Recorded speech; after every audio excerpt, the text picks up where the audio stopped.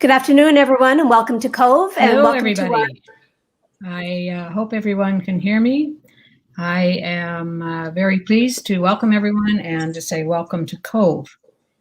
I am Wendy Watson-Wright, a Cove board member, the former head of the Intergovernmental Oceanographic Commission of UNESCO, and a current member of the UN Joint Group of Experts on the Scientific Aspects of Marine Environmental Protection, or GSEMP.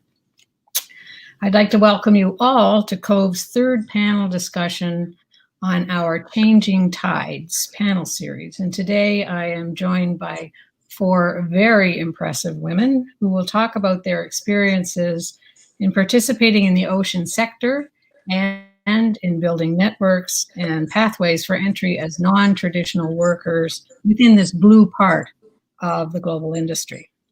Now, I'll introduce my guests in just a moment, but first, a little housekeeping. We have over 240 people online with us today, and we encourage you to participate in the conversation by sending your comments and questions via the chat function, which would be on your screens. I have several Cove members working in the background, and I would like at this point to thank and acknowledge Cheri Scully, who really is the author of this whole series and the driving force behind it, to Anna Naylor, Kyle Burton, Paul Guardia, and Leslie Monroe for all their help and hard work. Now, these folks will help to curate your comments and questions in real time and interject them into the conversation. And this will be a conversation today, I will say, with no presentations. Just some good questions and concise responses to get the discussion started and to keep us focused. We'll be recording the session, and the YouTube link will be available later today if you'd like to revisit it or share it with any of your colleagues. Now, I'm honored to introduce today's panelists, and I'll give only brief introductions, but I would encourage you to read the longer bios, which are posted on the events page at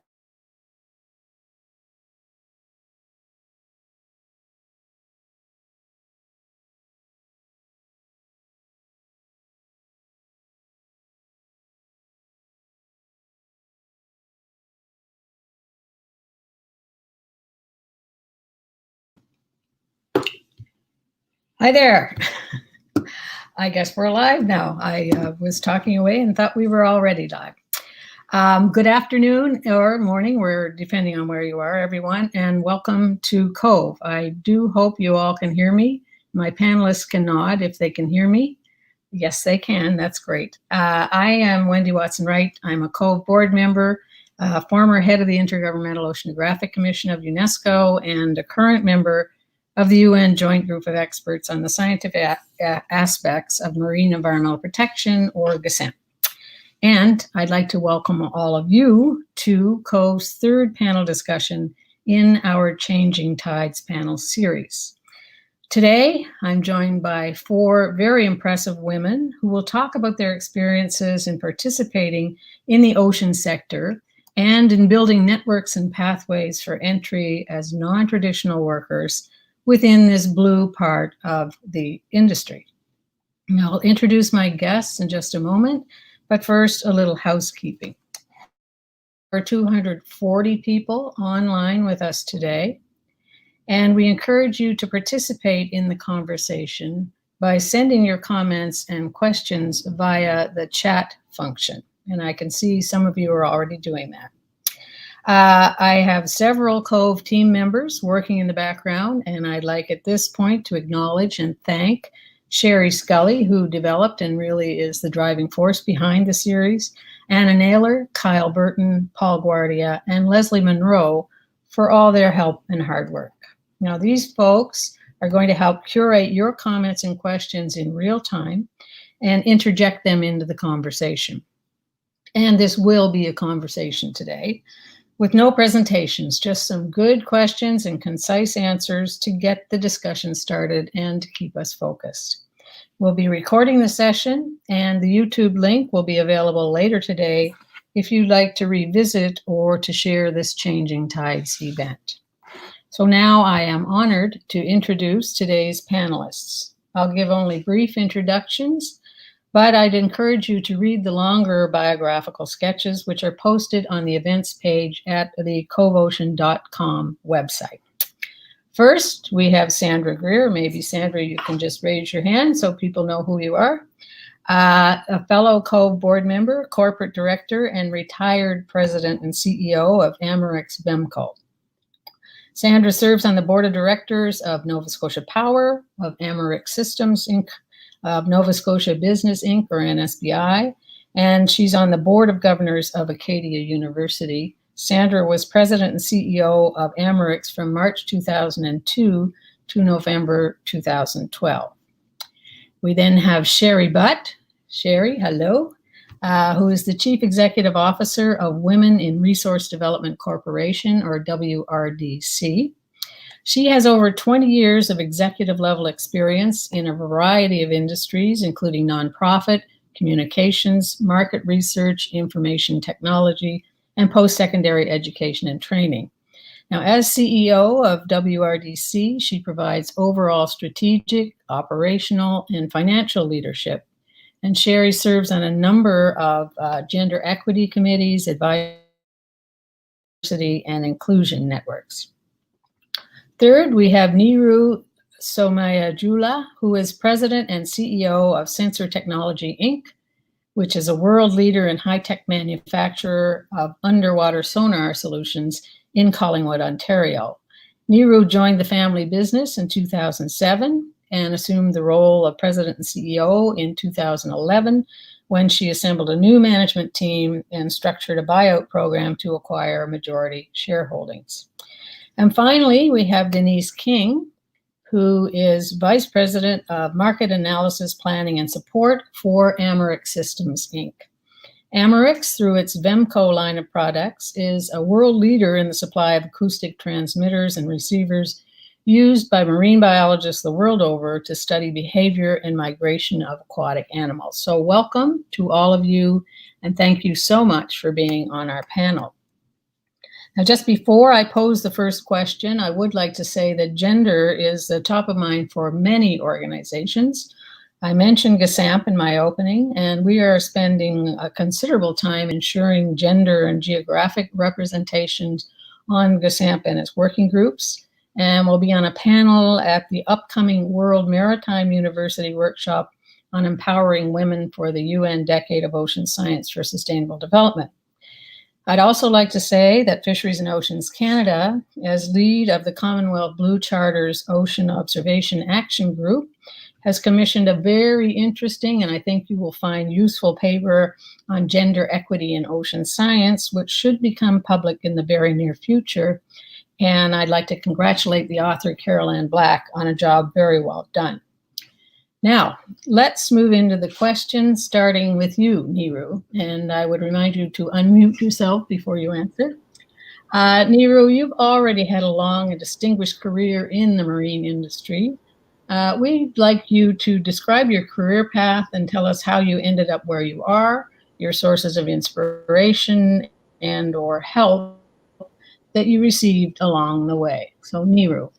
Hi, thanks, Wendy. Hi, everyone. So as you heard from Wendy, I took over the family business about 13 years ago. And the intention for me was actually never to stay in the business. I was brought in as part of a management transition period as the company was getting ready to be sold. And so I was planned to be there for 3 years, get the company in a state that was stable, and then I was going to be moving on. And about 1.5 years into the transition period, the deal fell through, and I fell in love with the business. And so I took some of my management team, and we ended up buying the business out from my parents, and then growing it. So as Wendy mentioned, we have our headquarters in Collingwood, Ontario, where there's about 35 people that work there. And about 2 years ago, we expanded to our new facility, which is here in Dartmouth, which is where I am right now, Dartmouth, Nova Scotia, at the Cove, with lots of other really fascinating ocean tech companies. So when I joined the business many years ago, my mom gave me some really interesting advice. My dad wanted me to be technical, and I have a technical background in geophysics. But my mom gave me some really interesting management advice, saying that the person that looks after the money is actually going to be the one that runs the business. And so technical is great, but you really have to know where you're at in the business sense. And I took her advice. And while I didn't have any real mentors, I would definitely consider her one of them as one of the early ones. And as my career grew and the business expanded, we're in a fairly aggressive growth curve right now. I've had lots of help, and it takes a village. And so I've had a number of CEO coaches. I'm also part of two peer groups, two CEO groups that like-minded people that help each other solve everyday problems. And I found both of these to be pretty instrumental in getting me to where I am today. So that's a little bit about me. Wonderful, and always good to have a very wise mother advising you in the background. And nice to hear you say that she's definitely a mentor of yours, Niru. Cheri, I'd like to turn to you now. Through the Women in Resource Development Corporation, or WRDC, you conduct research into gender inclusion in the resource industry. What does your research show about careers of the future, and how can we help young girls consider pathways into those future economies like the blue economy? And as well, how can we do a better job of socializing female youth for the science, technology, engineering, and mathematics, or STEM careers in the future? So, Cheri? Hi, yeah. At WRDC, we've been involved in gender equity in the natural resource industry for over 20 years. We started in 1997. And in 2002, we actually created a charitable arm to have services and programs for female youth around STEM. We know that technology and ocean tech and the marine areas are areas that hold unlimited potential, I think, when it comes to careers for the future. However, we also know that unfortunately, most youth, and particularly female youth, really do not see themselves in those careers in general. We've conducted assessments, evaluations, and research in this area for a long time, and some of the things that we found to be most successful in encouraging and inspiring young women to look at careers where they are typically underrepresented include primarily knowledge and experience.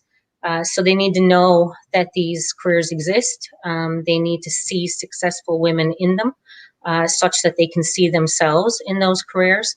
They also need to have hands-on experiences to truly make informed decisions about whether these careers are something that they would be interested in, that they're passionate about, that they're interested in pursuing.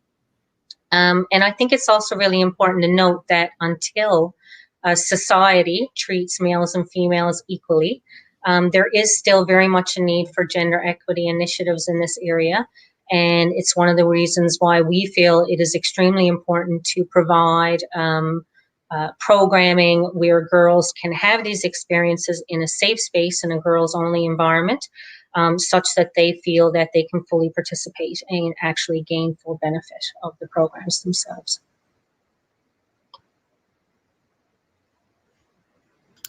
Great. Well, thank you for that. And as I indicated earlier, you certainly had a varied career, so you have a well-rounded view.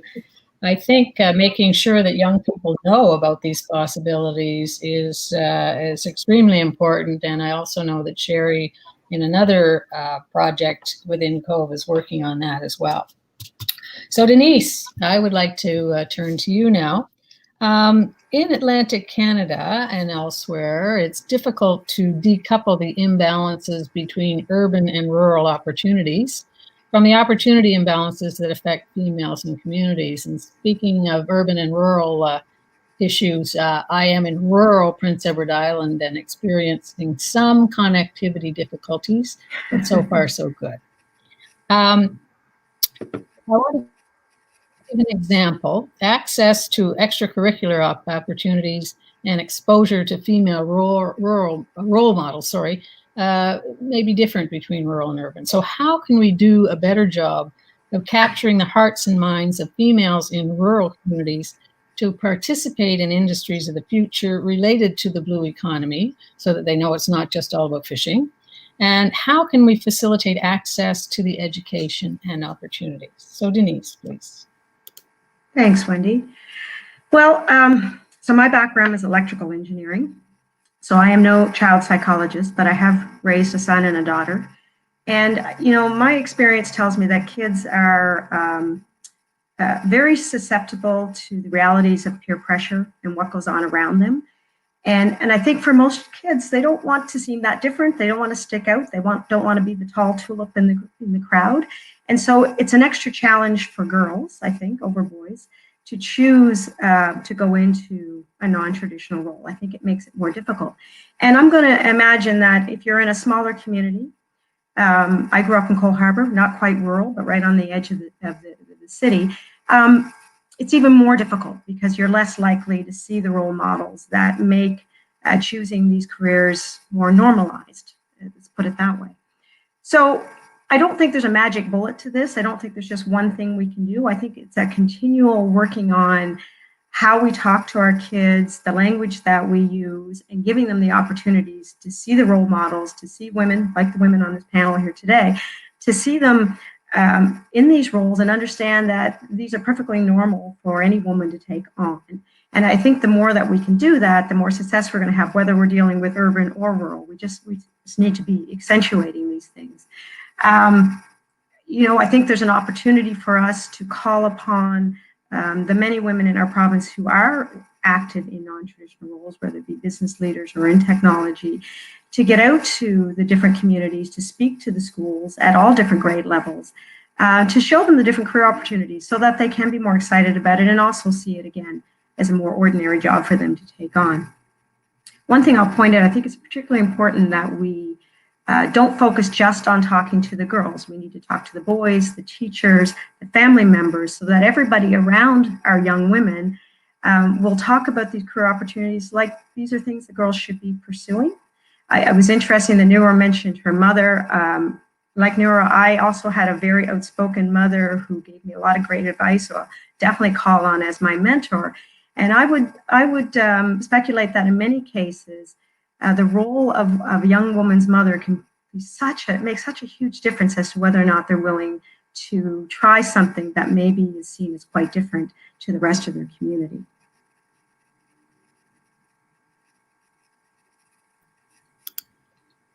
Thanks very much for that, Denise. And I think it's important, as you mentioned, that we talk not just to girls and women, that we do talk to boys and to males, to men, because if we're going to make any progress, we need everybody on the same wavelength and all pulling in the same, rowing in the same direction and being very aquatic today. So, okay, now, Sandra, I would like to turn to you. You know that networks are so important in helping entrepreneurs get their start, and that is who you know, not just what you know. So networks can open doors to customers and funding and other opportunities. And Sandra, I'd like you to please describe your career journey, how you went about building a network, and how developing a network helped you, and perhaps a little advice to those who are out there needing these networks. Sure, thanks, Wendy.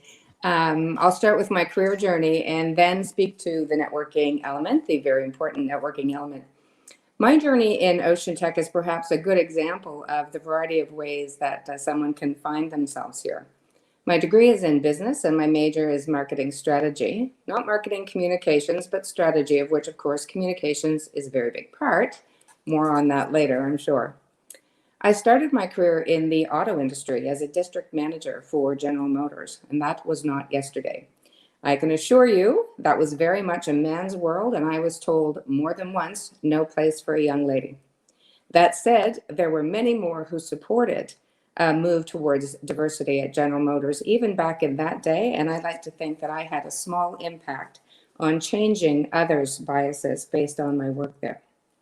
I then went into telecommunications for a number of years, and after that became a strategist for an advertising agency. And a pitch to a new client created for me an offer to become that client's vice president of sales and marketing. I accepted the offer only to quickly find out that the company was suffering as a result of the dot-com bubble bursting in 2000. The then president and CEO of the company was married to a strategy that she had only just developed, not seeing, as most didn't, what was coming, and then the bubble burst. As an officer of the company, I tried to convince her that we needed contingency plans, but she was very committed to her newly minted strategy and felt very strongly about it, and she wanted to stay the course. We agreed to disagree, and she fired me. I was not the only one who didn't believe in the vision, but I had the least vested in the company and chose myself as the sacrificial lamb. And a handful of my colleagues decided to approach the board at the time, and with the board's due diligence, the CEO made the decision to pursue other opportunities. And at that time, the chair of the board approached me to come back as president and CEO, to which I replied, hell's no. Remember, the organization was in a death spiral. But with some coaxing from those same colleagues, I did decide to come back as certainly on an interim basis, but I did stay then for 12 years. And what the company needed at the time, and you may perhaps have heard of leadership for the time kind of thinking, but they needed a leader that would listen, that would develop a new strategy in the face of the upheaval in the dot-com world, and someone who could rebuild the company's reputation. That new strategy led to the purchase of a sweet little ocean tech company called Vemco, and the rest is history. We invested our time and resources into developing Vemco into a next generation ocean tech company, and it was eventually noticed by a US organization who bought it and whose board I sit on today. So the important part of this question to me, though, is that about the networking and how important the networking piece is. And believe me, I'm not a super networker. I'm a pretty introverted person, but I had to rebuild the company's reputation. I had to network with bankers, government officials, current and past employees, stakeholders, customers, and other stakeholders. And I created an electronics association at the time to try to band together the electronics companies in Nova Scotia, because we were all in different verticals, but we were very much facing some of the same issues and problems. I can tell you, for someone like me, that was exhausting for a period of time to have to rebuild and network the way we did. And with the help of a handful of superstars at Amirix, we literally revived the company and set it on a new successful trajectory. So all that to say, and I'm sure we'll get into this in more detail later, you don't necessarily need a background in STEM to have an impact in ocean tech. Our reach and our message to encourage more diverse representation needs to be broad and well crafted.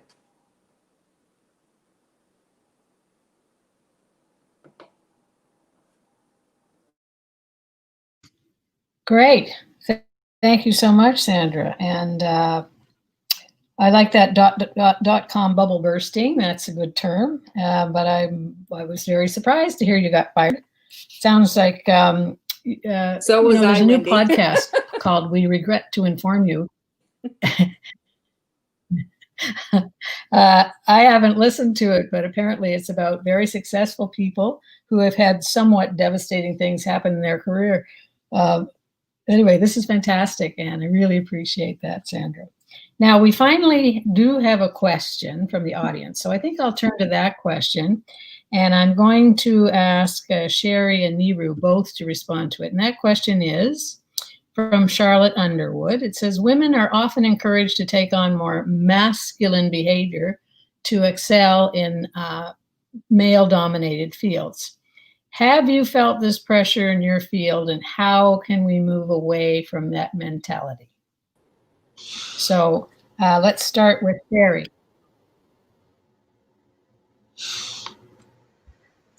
Hi, yeah. So one of the things that we've, I think, learned over time, and it was actually one of the things that a concept that really transformed the way that I think about equity in male-dominated fields and careers, is that, this idea that women need to change to fit into a particular industry or environment. And it's what we've done. I think it's what we've done historically. It's how most of us have achieved success in areas where we were one of the only or few females around the table, or in the office, or on an oil rig, or on a ship. I think what we've learned and what we know now, and the shift that we're seeing, is that we know that it's not about changing women to fit the mold. It's about changing the mold. It's time for the mold to change. I think more and more we're learning how that works and what works. One of the biggest shifts I've seen in the 7 years that I've been with WRDC has been a change where more and more business leaders understand the business case for diversity and inclusion and gender equity in their organizations, but they still don't know how. So I think it's really important, and now they're looking more and more for the support in how to do that. I'll leave it to Niru to talk a little more, maybe personally, about her experiences in that area. Yeah, so I feel incredibly privileged that I have never felt any pressure to fit into a masculine mold. I dress very femininely myself personally, and I think I lead my group with a fair amount of emotion and empathy. But I'd like to think that it's helped me. That's where my passion comes from, and I think eventually that translates into good leadership, and people see it that way. Ultimately, I think authenticity can go a long way, and I like to be who I am, and that's who it is. But I'm very fortunate. I've never tried to fit into any other mold. Maybe that's having a strong female presence in my life. My mom probably instilled a little bit of that, maybe a lot of that. But I've been pretty lucky, actually. And I'd like to think some of this gray hair that's coming in gives me a little bit more credibility when I'm in a boardroom full of people that might be older than me, that might be full of men, different levels of organizations. But I think the authenticity goes a long way. So I'm lucky that way. Hi, everyone. This is Cheri Scully. I've just been here in the wings just in case we lost Wendy. And sure enough, we have. So I'm just going to pitch it for her for a few minutes here. Thanks so much for your comments on that. That's certainly something I can relate to as well. I remember being in university, and when I was graduating, I had a professor tell me that I had three things working against me: that I was very small, that I was very female, and that I was very feminine. And I could have seen that as a real negative, but I decided to use those to my advantage in whatever way I possibly could, I guess by just working harder than my colleagues did. And I guess I personally never saw it as a negative. Thanks so much for your comments there. Sandra or Denise, did you want to make a comment? Go ahead, Denise. Yeah, I'll just jump in. Can you hear me okay? Okay. Yeah, I just echo the comments I've heard from Niru. And, I worked in the engineering field my entire career, 30 years. I started in the oil field, the oil patch in Alberta. That was a little bit more challenging. There was definitely a very masculine, very machismo sort of mentality there. The days of calendars on the walls and those kinds of things. But, as I moved on and I joined Amirix, it was the electronics world. Electronic design was a new industry. It was a fairly young industry. And I will say that my experience was incredibly positive. Our founder was so open to anybody taking on responsibility, management, leadership roles that I never felt held back or expected to behave a certain way. It also helped to have good female leaders. Sandra was my CEO for 10 years, and she did a great job of leading us and helping the women to see that you totally were a woman first and allowed to be a woman first. And if you were dealing with family issues, that was an okay thing to deal with, whether you were male or female. That was expected, that you had to deal with that with your career. And so, I think you hear bad stories, and there are bad stories out there, but there's a lot of great success stories too. And the women I work with, and we have a lot of young women on staff now at Innovacy and Amirix and Innovacy, they really are their own individuals. And I don't see that sense of I've got to be like the guys in any way. They just bring their own skills to the table, and it's appreciated. Great, thanks, Denise. I'm going to turn things back over to Wendy again. Can you hear us, Wendy? Thank you. All Yes, right. thank you. I hope you can hear me. As I said, I'm in rural PEI, and so there you go. We're experiencing this rural-urban divide in connectivity. I'd like to turn to Sandra to answer a question from Kes Morton, if that's okay. And Kes's question is, in COVID-19, women in the workforce are backsliding. What are you doing right now in your role? I guess that's in your advisory role. And what are you seeing as successful strategies to counteract the COVID backslide? Hi, Cass. So this is an extremely important issue on all the boards I sit. A lot has backslid, but this is a panel about women in tech and ocean tech.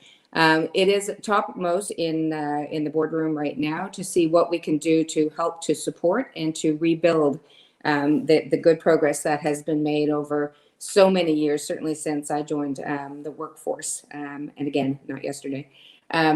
But suffice to say that it is top of mind, and that we're looking, by talking to individuals in organizations, not the board specifically, but encouraging management to do so, to talk to individuals and see what they need, and make sure, because every board I sit, there is a diversity and inclusion plan, not just for women, but for other races, etc. So to make sure that we are being cognizant of what is needed so that we don't slip.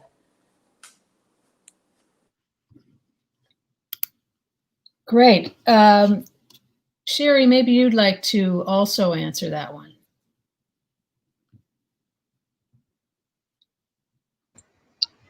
Yeah, we're, I guess it's an extremely challenging issue, and one that I know that our organization is in, conversations with many others who are advocating for gendered lens to be put on recovery efforts. I think also in our conversations with various industries and employers within those industries, talking about how we can put policies, practices, procedures in place that will really end up being more inclusive for everyone, but will benefit and support women as we move forward in our new reality. Things like flexible remote work.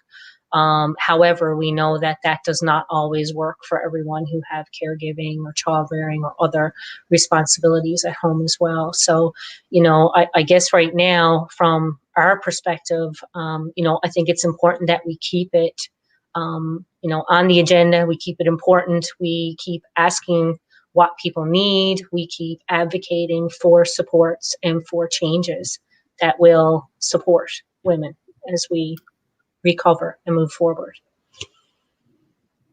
Great, thank you. Niru, I wondered if you could take this one. And this is whether you know of any good things that are happening in other industries other than the marine industry, and something somewhere that you think we might be able to look to as good examples of female engagement. Yeah, so thanks to what we do, we're not only in ocean tech, we're in other industries as well. So I interact with lots of companies that are in electronics, medical, and other fields. I think I read something not too long ago that I think in the US, 38% of businesses were women owned. And it got me kind of thinking that that's not too far from us. Those are our neighbors to the south. And imagine all of those women that run all of those businesses and the role models that they're offering their children, their nieces, their nephews.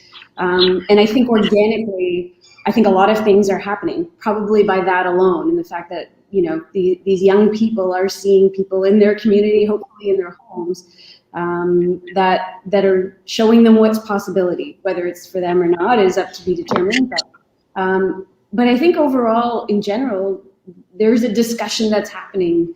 I think we're open to be able to talk about diversification, whether it's an industry, and not just female. It's inclusivity, it's gender, it's a lot of backgrounds, and I think we're in a different time now. I think 5 years ago those discussions weren't happening, so now it's just part of everyday vernacular, and I think that's kind of a cool thing, because we don't have to necessarily stress it as much as we would have 20 years ago. I think it's happening, and it's going to continue to happen, and the next generation of entrepreneurs will be far better, more well-rounded than we are, I think, just organically. And so that's kind of a cool thing. Great, thank you. We have another question from the audience, and I think, Cheri, I'm going to direct it to you first, but anyone else can jump in, of course. This is from Carol Ann Black, and Carol Ann says, what are the best ways to support leadership among women and non-binary people, and what qualities can they develop to become effective leaders? So, Cheri, if you could start. I think one of the things that I would like to, or where I'd like to start with that, is really echoing, some of Niru's comments on that, in how she has, it's about being authentic. It's about the ability to bring ourselves and bring the best of ourselves to lead others. I think that, feminine qualities of empathy and compassion does not take away from strength, or being decisive, or taking responsibility or accountability, or being able to make good decisions and make a business successful. I think there are many feminine qualities that are very that really lend themselves to the success on business side that maybe we haven't taken advantage of enough in the past, and that it's extremely good to see that we're moving those things in a new direction. I think in terms of supporting, I think it's about providing, again, it's around seeing women in those positions, providing opportunities for them to network. The networking piece was brought up, the mentorship pieces, all those sorts. I'll let someone else join in on that one. Great, thank you for that, Cheri. I'm going to turn now to, I'm going to ask both Sandra and Denise to answer this one. It's from Catherine Eddy. Catherine asks, what are some strategies that can help us as women achieve more in our male-dominated organizations? So maybe, Sandra, you could start, and then Denise. Yeah, so, I want to stay on that theme of authenticity. Like, I worked in some very male-dominated industries. I mean, the auto industry being one of them. And I guess it was that I, wasn't female I was definitely female, wasn't male, and was not seeing the obstacles. Like I also had a wonderful role model in my mother and my father who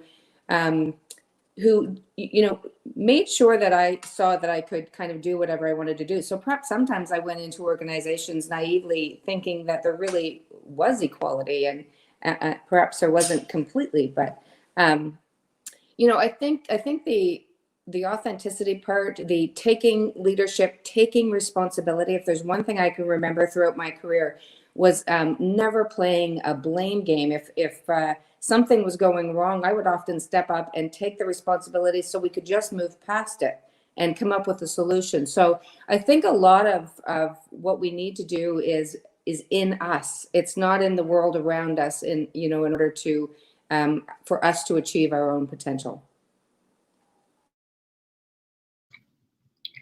Very wisely said. I like that. Don't play the blame game, and the authenticity. Denise, your thoughts? Yeah, I mean, I don't think I have a lot of different to add. I had a very good experience, and people gave me opportunities. And I think part of that was a willingness to say yes to an opportunity. So someone offered me responsibility. I'll just back up a little bit. Working in a technology area, as I did, working with a lot of engineers, computer scientists, to be honest, there was an awful lot of people in that group that didn't have natural leadership, who didn't want leadership, didn't want roles or that kind of responsibility. And so if you were willing to take on a leadership role, if you were willing to manage that project, I often found that people were just jumping at the chance to say, please take it, because nobody else wanted to. So I think putting yourself out there, saying yes, saying, yeah, I'll take that on, being willing to accept failures. Things don't always work, you learn from them. Grabbing every educational opportunity that you can. So every company I've ever worked for has always put out there that you can get more professional development, take leadership courses. So jumping at all of that. But I think ultimately it was the willingness to say, yes, I'll do that project. And even when inside, I was probably thinking, oh my gosh, I have no idea how I'm going to do that project. And it usually worked out really well. Great, thank you. Niru, did you want to jump in on that one? I'm not sure I have much else to add that Sandra and Denise probably have already shared with the group. Okay, then I'll move on to another question. And this is about another project I kind of alluded to earlier at COVE, where we know that research conducted by COVE in the Workforce Initiative focused on student intentions and perceptions, and that this research has found that females in grades 6 to 12 continue to report intentions to pursue careers in the caring professions like social work, nursing, and teaching, etc. And of course, these are extremely important and honorable careers that help to elevate communities, yet these young girls are still not seeing themselves in roles where they can have even more impact by starting or leading a business, employing people, and gaining influence and power to help shape society. So I'd like your thoughts, and I will start with Niru and then go to Cheri. And of course, Sandra and Denise can jump in if they like. How can we do a better job of socializing girls from a much younger age to consider a broader range of careers? So Niru, then Cheri, please.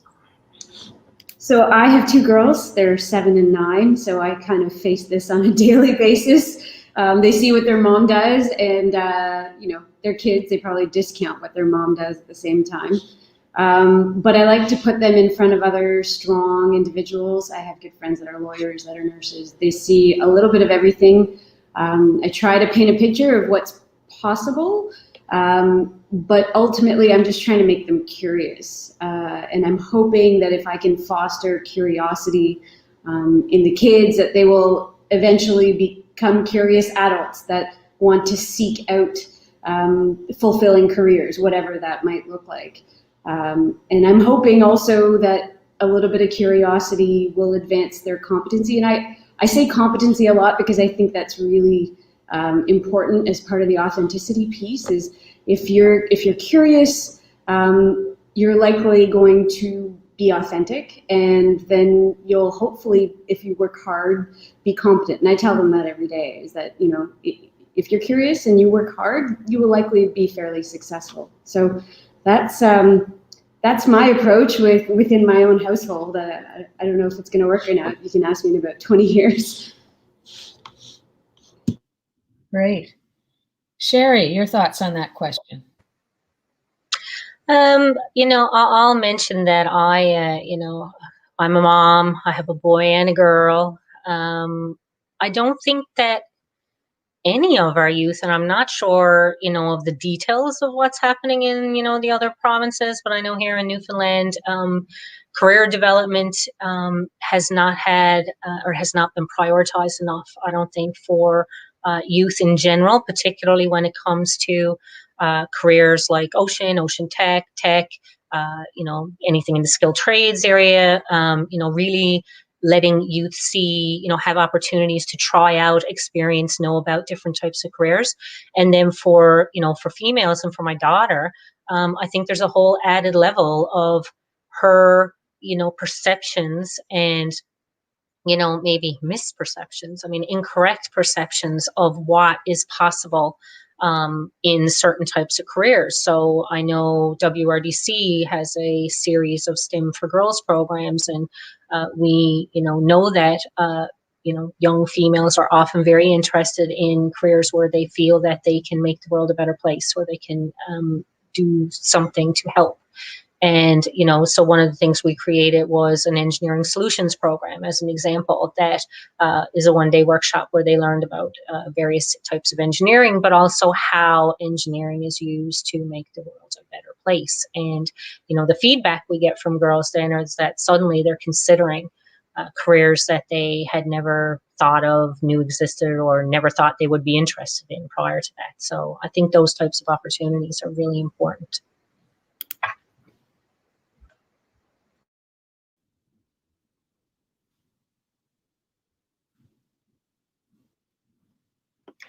Great, thank you. Sandra, I have a question here from Jane McGinnis that I'm going to ask you to respond to, and that is, in your career, it says, have any of you felt challenged in making any of your career or industry shifts? So I'll start with Sandra, and again, if the others want.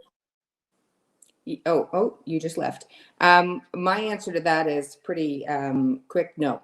I changed verticals. I've changed here and there. Again, decisions that I made and that I decided to follow through on. I just did want to add one small thing to the discussion, the last question though.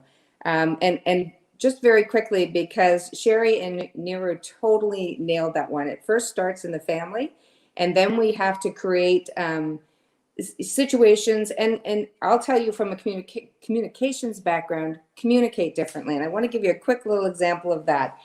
Statistics and studies show that women will only apply to a job if they feel they have 100% of the qualifications that are listed, and men typically, if they have 60%, will apply. And surprisingly, it's not due to a lack of confidence. That's not saying that women aren't as confident as men. It's just saying that they expect that they will not get the job. They will waste their time and effort applying for something that they don't feel that they meet the qualifications for. So that, I think, is important to the way we talk to girls in grade 6 to 12 and the way we talk to our own children, because I think it's extremely important. We're not going to change them if they feel they want to have a career in a caring field, but we need to use words that help them to understand that there are fields, that allow them to apply that in terms of changing the world, in terms of saving, the animals that inhabit this world, those types of things. So the importance is that we use different words in different ways, I think, to encourage them to, again, see themselves in these industries. Wonderful, thank you. Denise, you want to jump in on that one? Because I have another one for you. Yeah, I want to add a couple points too, and we've covered a lot of great material on this, but when we think about young women, as far as we've come, and we have come such a long way in the way we talk about women today in non-traditional fields, but I still think we soft pedal the discussion when we talk to young women about their career choices. We use words like passions and something you're going to enjoy, what you're going to, and that's fantastic, awesome. We all want to enjoy what we do. I think you can enjoy anything you do if you bring passion to it. But we talk to our young boys about earning a good living. We talk to them about supporting their families, about choosing something that's going to be lucrative, has the opportunity to be lucrative. And I don't think we do that as much with our girls. So I think that the reason a young man might apply for a job when he doesn't necessarily have all the skills that the job is asking is he's going for it. He says, I have to earn a good living. And I don't know that we do enough of that with our young women to encourage them to really, I've read statistics that say the number of households that are women-led, whether that be a single woman leading a single family or where the female is the primary breadwinner, is growing dramatically. So our young women need to be prepared to take care of themselves, to be able to afford their families and take care of their homes. They need to go after these good jobs. And I often say to young women, why are we giving all the opportunities just to the boys? Let's go out and go after those as well. So I do think there's that bit of the language in the way we speak. One other quick one I'll just throw in there, just to, again, going back to communication and language. And Wendy, you mentioned it very clearly. Running a business, whether you're a business leader, technology leader, an entrepreneur, is an incredibly impactful thing. And we don't talk about it that way in our society. We hold award ceremonies for people who do wonderful charitable things, and that's fantastic, and we should do that. But we often don't speak positively of our business leaders that hire thousands of people every day. Those people make the difference. The people who take the risk, who start companies like Niru's family did, that's huge. And I think if we spoke in more positive terms about that, we would attract both men and women, but people who are saying, you know, I want to make sure I make a difference in this world, start a company, hire 100 people, create a product that makes a difference in the world. And we certainly did that at Amirix, and we felt very good about that. And I'd like to see more of that kind of language. I think that could really do a lot to change the thinking of young people in general, and certainly young women. Wonderful. Thank you kindly. I think this next one is for Cheri, and it's from Christina Cunningham. Cheri, and anybody else who wants to jump in. I like the fact that you're getting jumped in now. As well as encouraging more young women to seek careers in ocean tech, are there any networks or resources that you would recommend to someone looking to move into the sector mid-career? So this is a good thing, people mid-career wishing to move into the sector. So Cheri, and then anyone else. I would think that may be somewhat dependent upon your location. I know that there are, and as well, I guess, dependent upon your own individual situation in terms of what qualifications you have, what type of, what career position you may be interested in.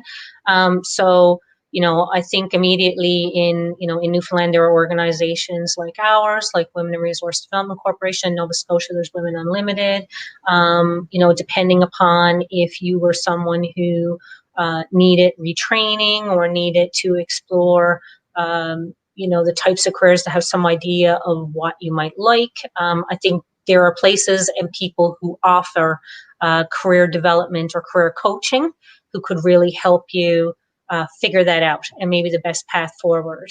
With our organization, in addition to the STEM for Girls programs that we have, we also have career development professionals who do career coaching one-on-one with women. And we also have a whole range of employer services, because if we're going to get girls interested and women trained and employed, we want to make sure that the places that they're working are supportive and inclusive, and they have an opportunity to advance and be successful. So, yeah, so I think that there's, you know, various ways, but I think it really depends on individual situations and what supports are available in your particular area. So I'd suggest reaching out maybe. Great. Thank you. Now I'm going to ask each, Niru, please do jump in, and then I have a question for all of you to respond to. I was just going to do a little shout out to Cove. I know pre-COVID we had a lot of ocean connectors. So in Nova Scotia, anyone that's sort of in the HRM area, I would highly recommend somebody that wants to move into the sector to attend one of the connectors. It's a great way to meet a really wide swath of individuals that are already in ocean tech. And just that would be great, I think, a way to meet people and get to know the sector a little better. Excellent, yes, and thank you for that, Niru.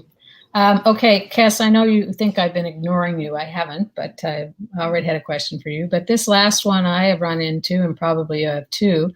And Kes says, lately I've had more than one person in my circle suggest that white males are being excluded and have fewer opportunities due to D&I initiatives. How do you respond to that? So I'm going to ask Denise to start.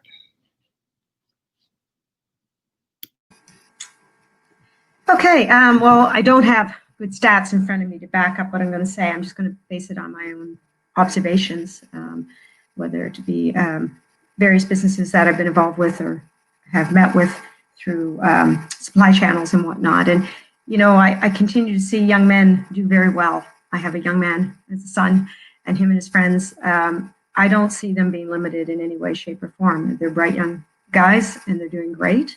I go to companies all the time. I still see far more men on the boards, on the senior management teams.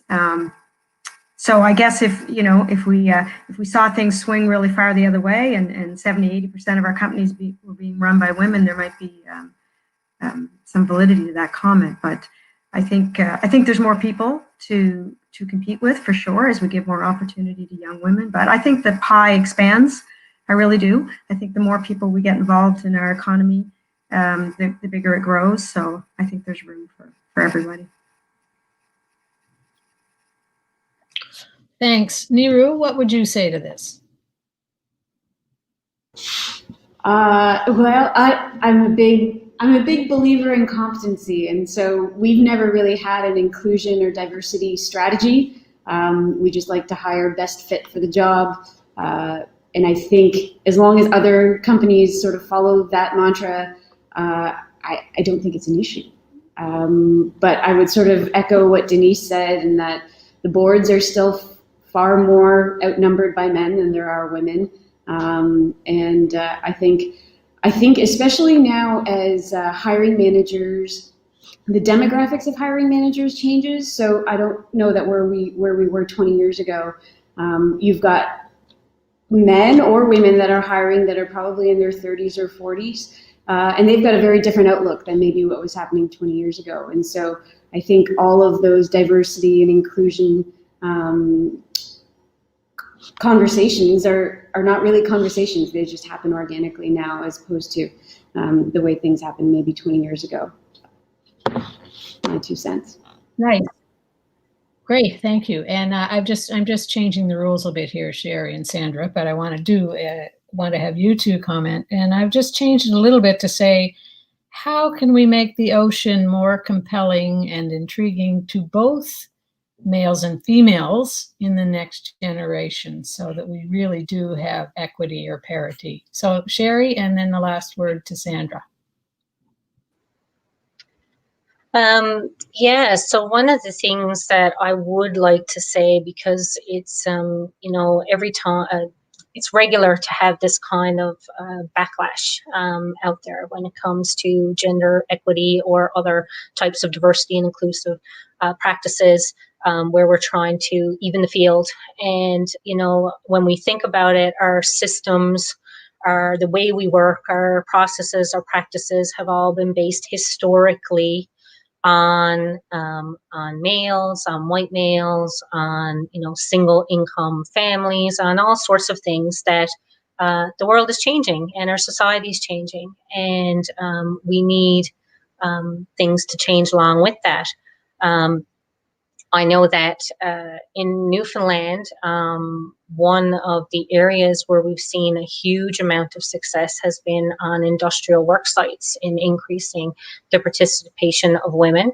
From the time we first started, it was around 1%, and up to more recent projects, it's been upwards of 14% and up, and that has taken a lot of hard work. It took regulatory processes, it took setting targets, it took setting up supports. And we know now some of the things that are really important in making those types of things work involves, the buy-in of leadership, incorporating, diversity and inclusion as a business, a key part of your business. There has to be buy-in, and then there's a whole, range of creating strategy, doing the assessments of your own environment, education and training initiatives, continued monitoring and evaluation of your actions and of your initiatives. And it's, not in any way do we ever recommend hiring anyone who is unqualified for a position. But we do know that most of our regular or ongoing business practices and processes actually, men would have a greater, opportunity in terms of being hired for those. So if we don't put some gender and equity initiatives in place, the research is showing that things will not become equal for a long, long time. So I think that some of those things are necessary. Yeah. Good. Great, thank you. And Sandra, final word to you. Just what you were asking there too, Wendy, in terms of how do we, make it more interesting to both male and female. And I would just do a quick shout out to Dr. Cheri Scully for the work that she did in developing a curriculum for students. So, I've walked through some of that. I've read it. It's fantastic. And basically, to me, it boils down to, one of my passions, which is communications. We have to show up. We have to communicate. We have to let kids know that there are careers available in ocean tech, and that it will be it would have a big impact on not only the Nova Scotian economy, their own lives, but the global economy. So kudos to Cheri for the work that you've put into that already. We need more of that. Thanks. Wonderful. Thanks. Thank you to everybody. Thank you, first of all, to the panelists. I think that was fantastic. We had a lot of interest.